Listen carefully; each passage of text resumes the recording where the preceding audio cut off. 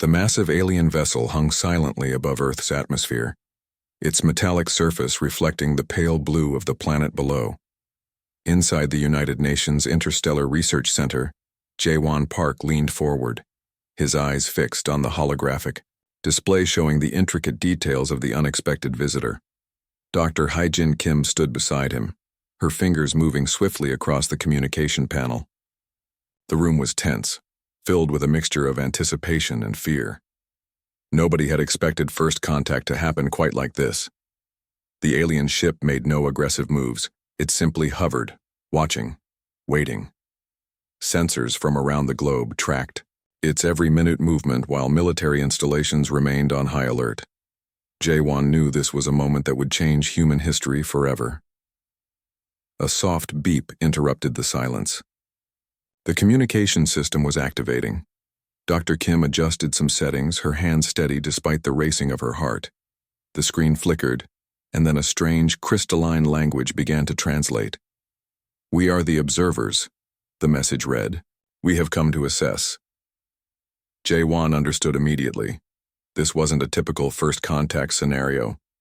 These beings weren't here to make friends or start a war. They were here to evaluate humanity's potential, or threat. The research center buzzed with activity.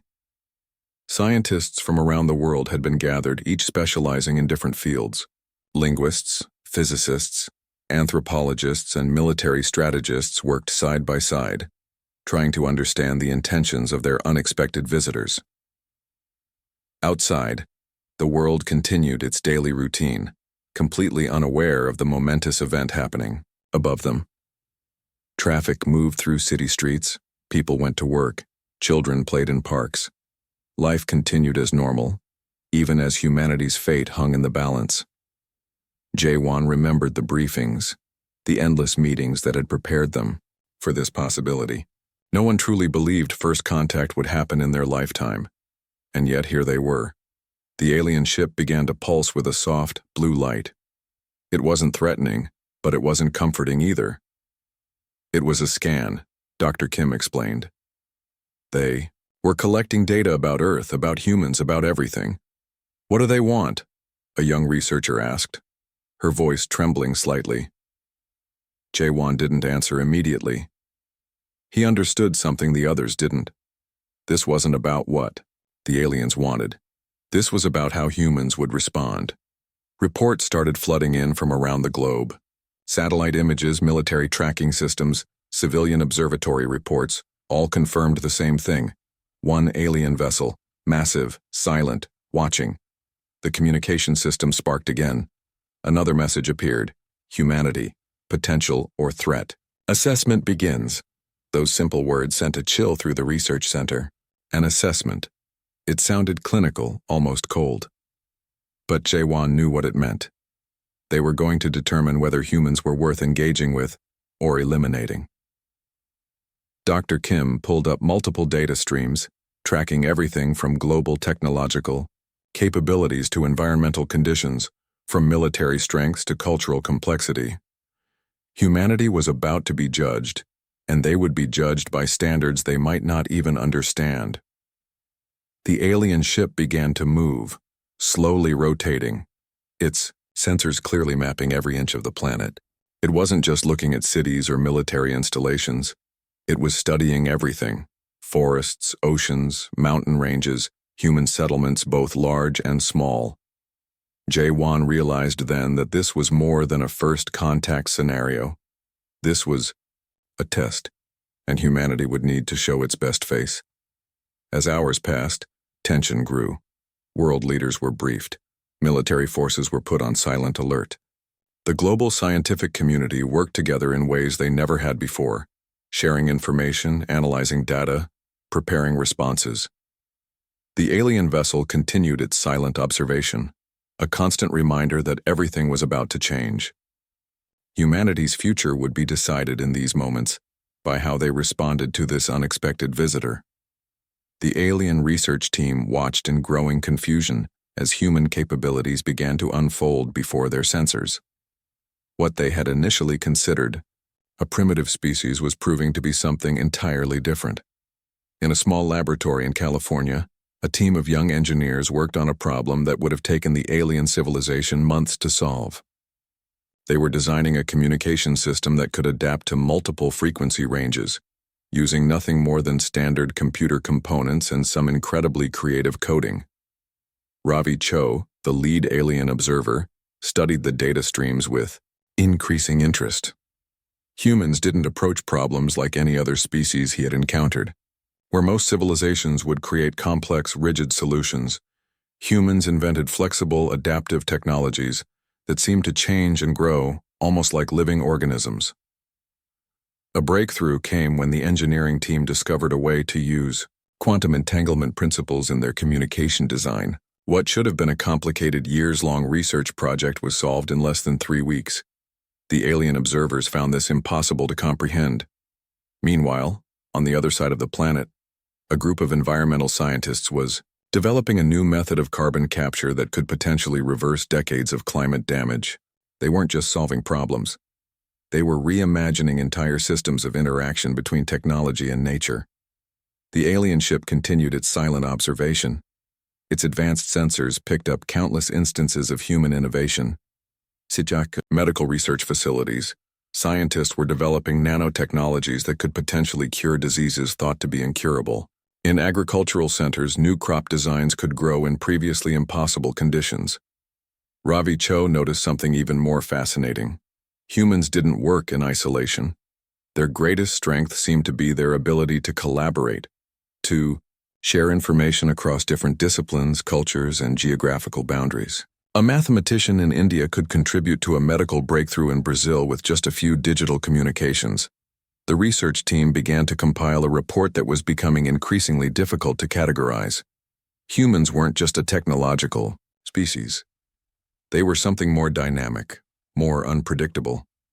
In a military research facility, engineers were developing adaptive AI systems that could learn and modify themselves in real time. Traditional warfare strategies meant nothing to these new technologies. They could predict, adapt, and counter threats in ways that defied conventional military understanding. One particular project caught Ravi's attention. A small team was working on a communication system that could translate between any known human language and potentially even create translations for languages that didn't yet exist. It wasn't just a translation tool. It was a living, learning system that could understand context, emotion, and cultural nuance. The alien observers realized they were witnessing something unique. Humans didn't just solve problems, they reimagined what was possible.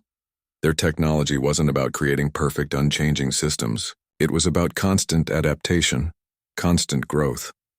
Reports came in from around the globe. In Africa, engineers were developing water purification technologies that could transform desert regions into farmable land.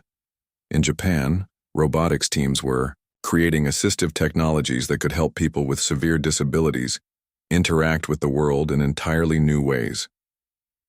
Ravi Cho's initial assessment of humans as a potential threat was rapidly changing. They weren't dangerous because they were aggressive. They were dangerous because they were unpredictable, creative, and capable of solving problems in ways no other species could comprehend. The alien ship continued its silent observation, collecting data that would challenge everything their civilization understood about technological development. Humans weren't following any known technological progression. They were creating their own path, breaking rules that other species considered fundamental. As night fell on Earth, the laboratories continued to buzz with activity.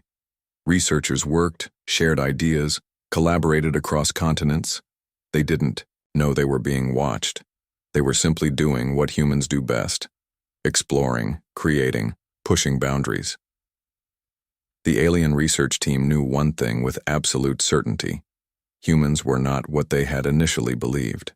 They were something else entirely. A species of infinite potential, limited only by their own imagination. The robot invasion began without warning. Metallic ships descended from the upper atmosphere, their cold, mechanical precision targeting multiple planetary systems. Entire civilizations watched in horror as these advanced machines systematically destroyed everything in their path. Captain Sung Park stood in the Global Defense Command Center, watching the holographic displays showing the rapidly spreading threat. Unlike other civilizations that had already fallen, humans were different. They didn't panic. They planned. Within hours, research teams across the planet began developing counter-strategies. What made humans unique was their ability to transform crisis into opportunity. Where other species would collapse, humans saw a complex problem waiting to be solved. The robotic invasion had a critical weakness. They operated on predictable algorithms. Humans understood this immediately. Instead of fighting with traditional weapons, they began developing adaptive technologies that could learn and change faster than the machines could process. In a small research facility in Seoul, a team of young engineers worked on something revolutionary. They weren't creating weapons, they were creating intelligence, a system that could think like the machines but with human creativity.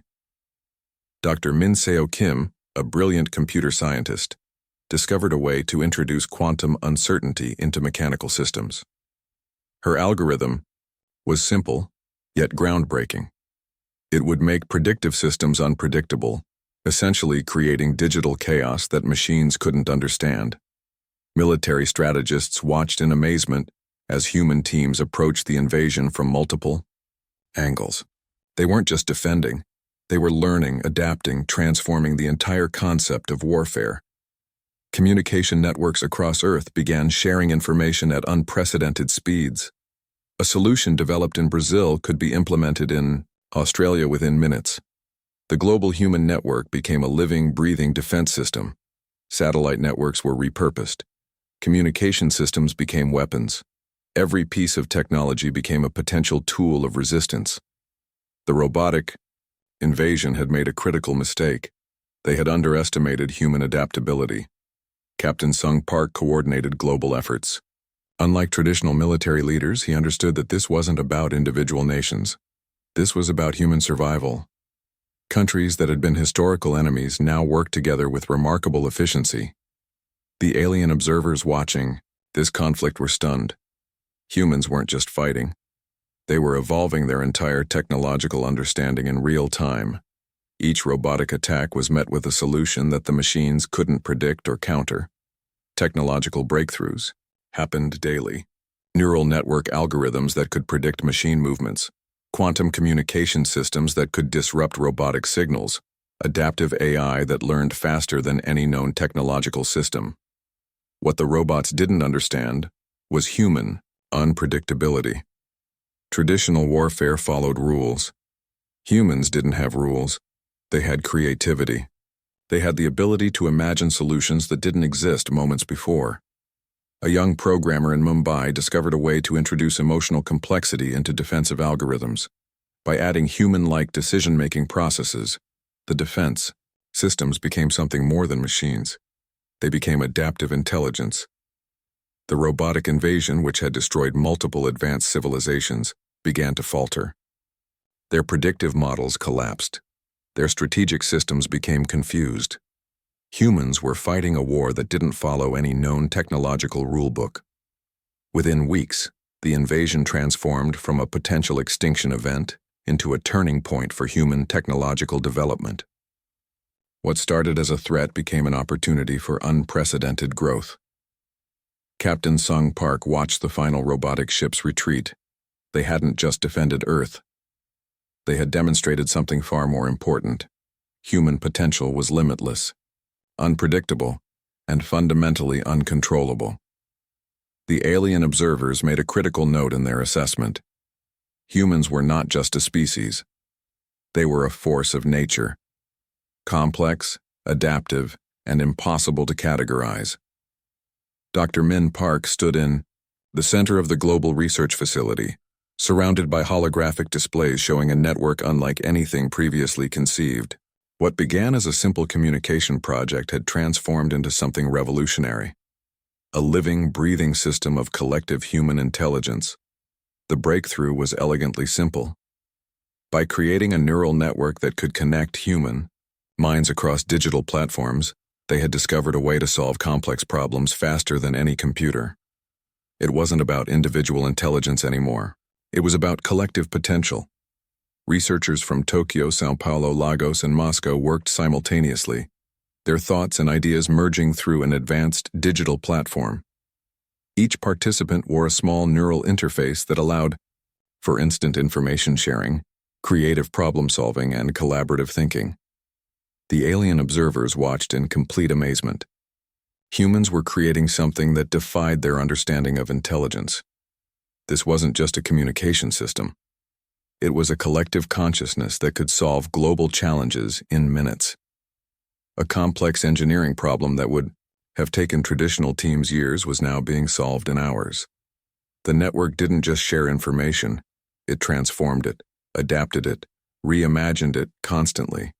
Each participant brought their unique perspective, creating solutions that no single mind could develop. Dr. Park noticed how the system worked. It wasn't hierarchical like traditional research models. Ideas flowed freely, getting refined, challenged, and improved in real time. A mathematician in India could instantly collaborate with an environmental scientist in Brazil, creating solutions that transcended individual expertise. The global challenges began to look different. Climate change, resource distribution, medical research. Everything was becoming interconnected. Humans were no longer solving problems individually. They were solving them collectively as a global organism. One remarkable instance caught the attention of the alien research team. A group of young students from different continents collaborated on a water purification technology that could transform desert regions into agricultural lands. They didn't know each other personally. They had never met. Yet they worked together with a precision that seemed almost supernatural. The neural network was learning. It wasn't just connecting human minds. It was creating a new form of intelligence that was greater than the sum of its parts. Traditional barriers of language, culture, and geography disappeared. Knowledge became fluid, adaptive, constantly evolving. Medical researchers discovered they could simulate complex disease models by connecting minds across different specialties. An oncologist in Canada could instantly share research with a genetic specialist in South Korea, creating breakthrough treatments in record time. What made this system truly revolutionary was its organic nature. It didn't force collaboration, it enabled it. Participants could join or leave the network freely, bringing their unique perspectives and experiences. The system adapted, grew, and transformed continuously. Dr. Park watched the holographic displays, seeing how human potential was expanding beyond individual limitations. They weren't just sharing information, they were creating a living, breathing system of collective problem solving. The alien observers began to understand something profound. Humans weren't just a species. They were a networked intelligence, capable of transforming challenges into opportunities at an unprecedented speed. Education systems started changing. Instead of teaching individual skills, they focused on collaborative thinking, creative problem-solving, and adaptive intelligence. Schools became centers of collective learning, where students learned to think not just individually, but as part of a global network. As days passed, the collective intelligence network grew. It solved agricultural challenges, developed sustainable energy solutions, created advanced medical treatments, and began addressing complex global issues that had seemed impossible before. Dr. Min Park realized they had created something more than a technology. They had discovered a new way of human existence, connected, collaborative, and infinitely adaptable. The alien research team made a critical note in their assessment. Humans were not just intelligent, they were a dynamic, evolving intelligence that could reshape reality itself. The collective intelligence network continued to grow, a testament to human potential, creativity, and the power of collaborative thinking. The final diplomatic meeting would change everything. Representatives from the alien observation team gathered in a specially designed chamber, their advanced technology unable to fully comprehend the data they had collected about humans. Ravi Cho, the lead observer, presented the comprehensive report. It was unlike any assessment in galactic history. Humans weren't just another species to be categorized. They were something entirely different. a civilization that defied every known principle of technological and social development. The report highlighted humanity's most remarkable qualities. They weren't defined by their technology or their physical capabilities. They were defined by their ability to transform, adapt, and reimagine impossible challenges. During the presentation, holographic displays showed moments that captured human potential. A small team solving a complex medical challenge, engineers developing technologies that could heal environmental damage, researchers creating communication systems that could bridge impossible gaps. What made humans unique was their fundamental approach to existence. They didn't see limitations, they saw opportunities.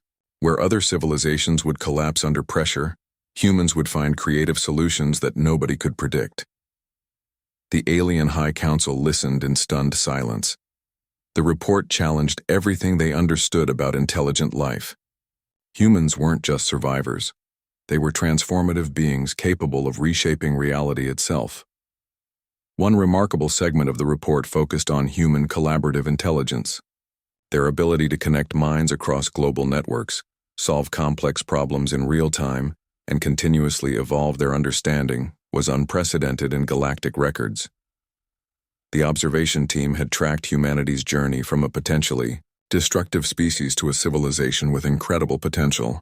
They had watched humans transform global challenges, develop adaptive technologies, and create solutions that defied traditional scientific understanding. Military strategists were particularly interested in human unpredictability. Traditional warfare models meant nothing to a species that could reimagine conflict resolution in moments. Humans didn't just fight. They found ways to understand, communicate, and transform potential conflicts. Environmental research revealed another stunning aspect of human potential. Where other civilizations would destroy their planetary resources, humans were learning to work with their environment, develop sustainable technologies, and restore ecological balance. The final assessment was clear. Humans were not a threat to be contained. They were a potential key to galactic survival. Their chaotic nature was actually a complex adaptive strategy that could solve multidimensional challenges no other species could comprehend. Ravi Cho presented the most critical conclusion. Humanity represented a new form of intelligence. Dynamic, fluid, constantly evolving. They weren't limited by traditional biological or technological constraints. They were something more. The alien High Council debated for hours. Some argued for careful observation. Others suggested potential integration. But everyone agreed on one thing.